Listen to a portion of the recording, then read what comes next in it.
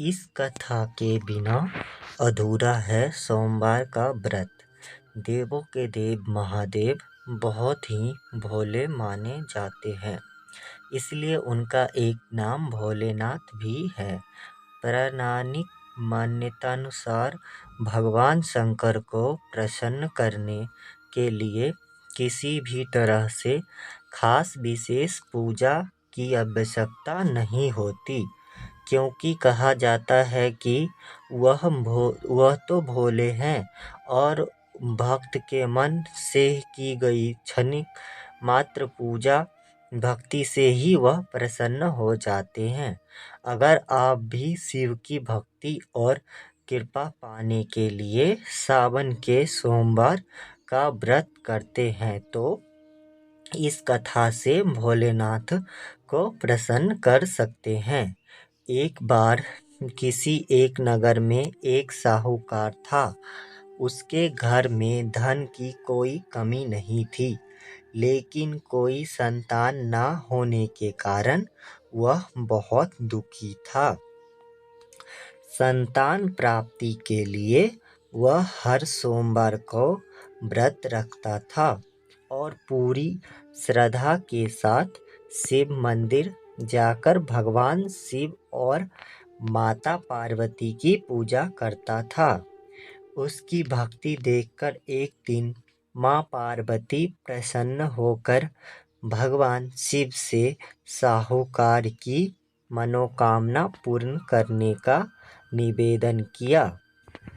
पार्वती जी के आग्रह पर भगवान शिव ने कहा कि हे पार्वती, इस संसार में हर प्राणी का उसके कर्मों का फल मिलता है और जिसके भाग्य में जो हो उसे भोगना ही पड़ता है। लेकिन पार्वती जी ने साहूकार की भक्ति देखकर उसकी मनोकामना पूर्ण करने की इच्छा व्यक्त की। माता पार्वती के आग्रह पर शिवजी ने साहूकार को पुत्र प्राप्ति का वरदान तो दिया, लेकिन उन्होंने बताया कि यह बालक 12 वर्ष तक ही जीवित रहेगा। माता पार्वती और भगवान शिव की बातचीत को साहूकार सुन रहा था, इसलिए उसे ना तो इस बात की खुशी थी और ना ही दुख। वह पहले के भांति शिवजी की पूजा करता रहा। कुछ समय के बाद साहूकार की पत्नी ने एक पुत्र को जन्म दिया। जब वह बालक 11 वर्ष का हुआ तो उसने उसे पढ़ने के लिए काशी भेज दिया गया। साहूकार ने पुत्र के मामा को बुलाकर उसे बहुत सारा धन देते हुए कहा कि तुम इस बालक को काशी विद्या प्राप्ति के लिए ले जाओ। तुम लोग रास्ते में यज्ञ कराते जाना और ब्राह्मणों को भोजन दक्षिणा देते हुए जाना। दोनों मामा भांजे इसी तरह यज्ञ कराते और ब्राह्मणों को दान दक्षिणा देते काशी नगरी निकल पड़े। इस दौरान रात में एक नगर पड़ा, जहाँ नगर के राजा की कन्या का विवाह था। लेकिन जिस राजकुमार से उसका विवाह होने वाला था वह एक आँख से काना था।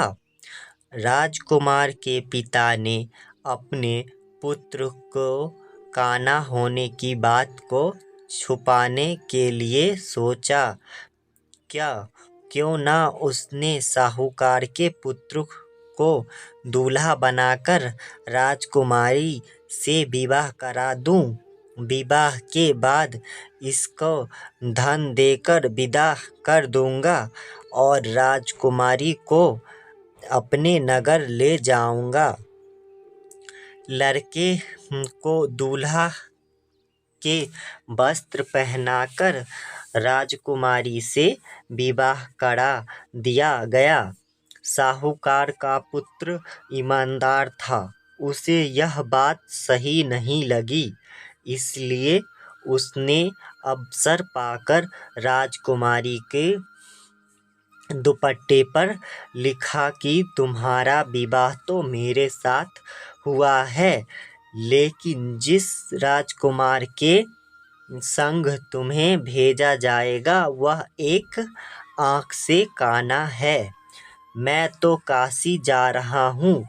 जब राजकुमारी पढ़ने जा रहा हूँ।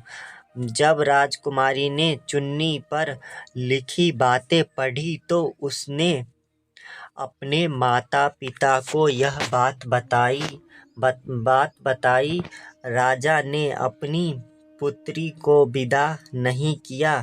फिर बारात वापस चली गई। दूसरी ओर साहूकार का लड़का और उसका मामा काशी पहुँचे और वहाँ जाकर उन्होंने यज्ञ किया।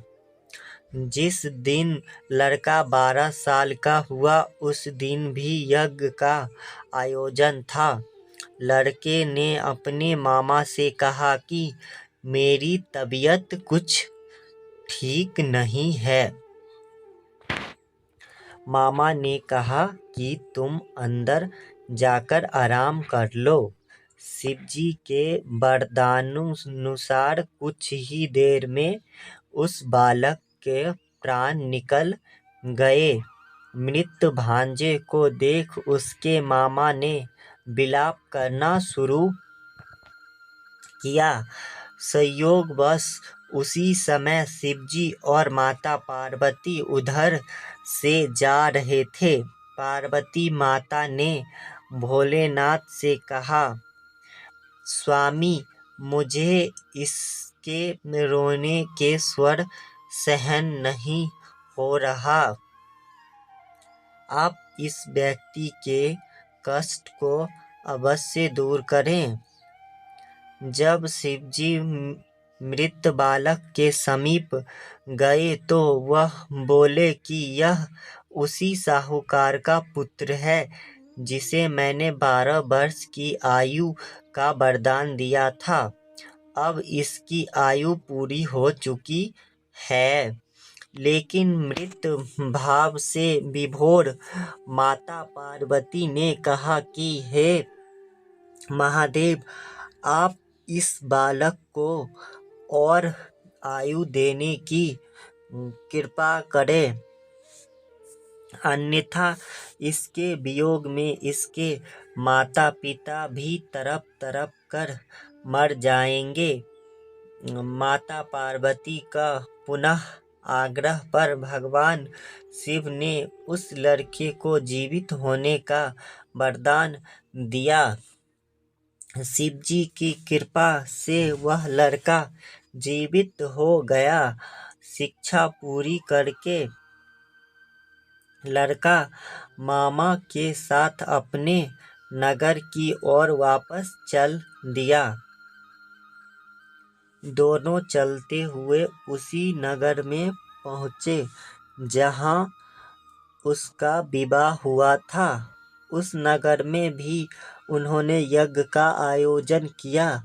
उस लड़के के ससुर ने उसे पहचान लिया और महल में ले जाकर उसकी खातिरदारी की और अपनी पुत्री को विदा किया।